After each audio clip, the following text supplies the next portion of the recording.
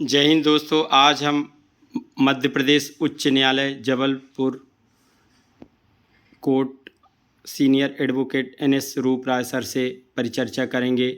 शैलेश तिवारी का जो केस लगा हुआ था मध्य प्रदेश पुलिस का, जो कि गर्मी के कारण, क्लाइमेट के कारण बाहर हो गया था लड़का, उसके बारे में सर से आज हम जानकारी लेंगे और उन युवाओं को बताना चाहेंगे कि फिजिकल की तैयारी करें या ना करें।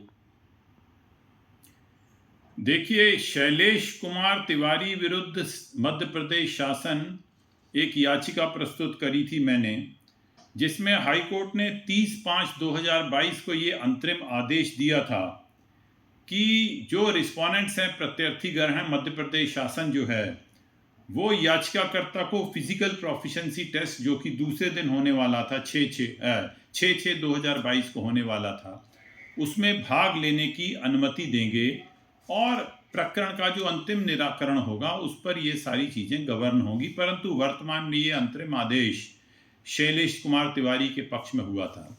इसी प्रकार का आदेश रवि वर्मा और 52 अन्य याचिकाकर्ताओं की एक याचिका है। इसी प्रकार का आदेश शैलेंद्र सिंह और 11 अन्य की याचिका है। सचिन अहिरवार और 17 अन्य की याचिका है। सभी में मैंने यही आदेश हाई कोर्ट से दिलवाया कि पहले इनको फिजिकल प्रोफिशिएंसी टेस्ट में भाग लेने दिया जाए और प्रकरण का जो अंतिम निराकरण होगा उस पर फिर बाद में क्या करना है वो निर्धारित होगा। इस आदेश को मध्य प्रदेश शासन ने डिवीजन बेंच के सामने एक रिट अपील में चुनौती दी। ये चुनौती में दिनांक 7/7/2022 में इस रिट अपील में बहस हुई। बहस काफ़ी लंबी हुई और दोनों तरफ से जोश से पूरी बहस की गई, परंतु आज तक उस बहस का कोई भी निर्णय नहीं आया है। मेरे से जितने भी टेम्परेचर संबंधित कांस्टेबल कैंडिडेट्स थे वो बार बार पूछ रहे हैं, परेशान हो रहे हैं, और मैं खुद भी उनके बारे में बहुत चिंतित हूं कि वकील साहब हम लोग अब क्या करें, आप ये बताइए। कारण ये है कि मध्य प्रदेश शासन को तो ये आदेश हो गया था, प्रोफेशनल एग्जामिनेशन बोर्ड को हो गया था कि आप इनको फिजिकल प्रोफिशिएंसी टेस्ट में तुरंत शामिल करने की कार्रवाई करें। उन्होंने उस आदेश का क्रियान्वयन नहीं किया, अर्थात मध्य प्रदेश का डीजीपी, प्रोफेशनल एग्जामिनेशन बोर्ड सभी के सभी अदालत की अवमानना के गुनहगार हैं। परंतु अभी कोई कंटेम्प्ट पिटीशन किसी ने लगाई नहीं है। अगर लगाएंगे तो इनके खिलाफ सख्त कार्रवाई भी हो सकती है। कारण यह है कि रिट अपील में 7/7/2022 जैसे मैंने बोला बहस हुई और आज तक उस रिट अपील में कोई निर्णय नहीं हुआ है।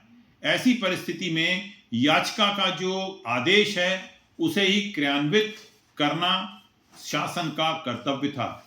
यहां पर दोस्तों एक बात और बता दूं कि ये जो अंतरिम आदेश हुआ, इस अंतरिम आदेश को विकेट करने के लिए भी शासन ने एक आवेदन लगाया और वो आवेदन भी 15/6/2022 को खारिज हो गया।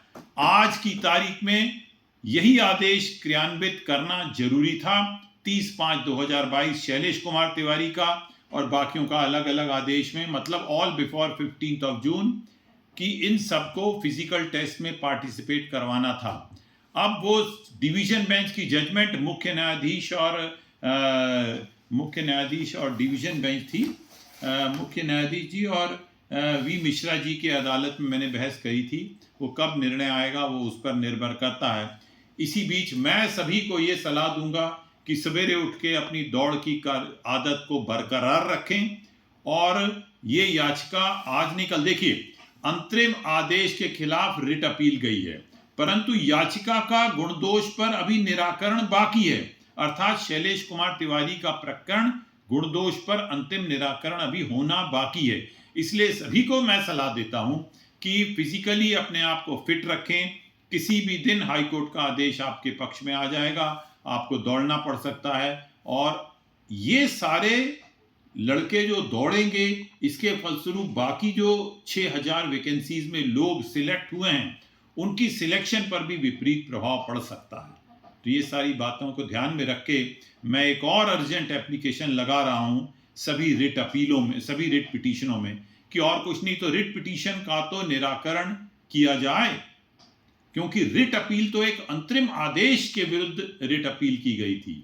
उस अंतरिम आदेश को अभी तक डिवीजन बेंच ने डिस्टर्ब नहीं किया, तो रिट पिटीशन में अंतिम निराकरण करने में कोई भी बाधा नहीं है। इसलिए रिट पिटीशन का अंतिम निराकरण होना चाहिए, ऐसा कह के मैं एक आवेदन कल ही लगाऊंगा। देखें दोस्तों क्या होता है हफ्ता 10 दिन 15 दिन के अंदर। सर, जैसा कि बहुत सारे बच्चों के मन में ये सवाल आता है कि पुलिस की फाइनल मेरिट आ जाएगी फिर हम लोगों को नहीं लिया जाएगा, लेकिन आप मतलब हाई कोर्ट से आदेश करवाए थे कि जो मध्य प्रदेश पुलिस की जो परीक्षा है वो कोर्ट के अधीन रहेगी, तो क्या रिजल्ट आ जाने के बाद भी रिजल्ट कैंसिल हो सकता है? बिल्कुल हो सकता है। अदालत के पास असीमित अधिकार हैं। अगर कोई भी नियुक्तियां अवैधानिक तरीके से हुई हैं, नियमों को नजरअंदाज करके हुई हैं, तो वो सारी तमाम नियुक्तियां निरस्त हो सकती हैं। मल्टीप्लिसिटी ऑफ लिटिगेशन होगा। इसमें मध्य प्रदेश शासन का और प्रोफेशनल एग्जामिनेशन बोर्ड का जो एटीट्यूड है कोर्ट में बहुत ऑब्स्ट्रक्शनिस्ट है, भारी आपत्तिजनक है। इनको कोऑपरेट करना चाहिए कि प्रकरण का अंतिम निराकरण हो जाए, ताकि इस प्रकार की मल्टीप्लिसिटी ऑफ लिटिगेशन की सिचुएशन पैदा ही ना हो। सर, जैसे कि पता चला है कि जो सरकारी वकील थे बोल रहे थे कि कोई क्लाइमेट का कोई इशू नहीं है, लेकिन जानकारी ये प्राप्त हुई कि 20 जून को जो सागर में फिजिकल हुआ था उसमें शिवम सोनी करके एक लड़का था जिसको पूरे बैच को एक बार पहले दौड़ाया गया सुबह। इसके बाद बारिश होने के कारण उसकी टाइमिंग आ गई 2 मिनट 46 सेकंड। बाद में 4-5 घंटा के बाद 2 बजे के समथिंग उसको पुनः मौका दिया गया, तो दोबारा फिजिकल लिया गया। तो जब एक ही व्यक्ति को 2 बार फिजिकल के लिए मौका दिया जा सकता है, तो वो भी तो क्लाइमेट का है, तो शैलेश तिवारी को भी मिलना चाहिए कि नहीं मिलना चाहिए? इसमें कोई शक की बात नहीं कि क्लाइमेट का आपकी परफॉर्मेंस पर, आपके प्रदर्शन पर सुनिश्चित प्रभाव पड़ता है, परंतु मध्य प्रदेश शासन को ये सारी बातों को नजरअंदाज कर देना चाहिए था कि भाई आप लोग कांस्टेबल बन रहे हो, टेम्परेचर 45 है, 50 है, 2 लड़कों की मौत हो रही, 4 लड़कों की मौत हो रही, हमें कोई मतलब नहीं। परंतु शासन ने ऐसा नहीं किया। शासन ने भी इस बात को रिकॉग्नाइज किया, उस बात को स्वीकार किया कि हाई टेम्परेचर का लड़कों के परफॉर्मेंस पर विपरीत प्रभाव पड़ रहा है। इसलिए उन्होंने 12 तारीख के बाद जितने भी फिजिकल टेस्ट हैं उनको पोस्टपोन कर दिया था। तो जब पोस्टपोन कर दिया तो जिन लोगों ने 12 तारीख तक टेस्ट इतनी विपरीत परिस्थितियों में दिया, ये बात पक्की है कि टेम्परेचर जब आज जैसे नॉर्मल है 45 डिग्री टेम्परेचर नहीं है, तो ये लड़के सुनिश्चित 2 मिनट 45 सेकंड में ये कर लेंगे दूरी पूरी।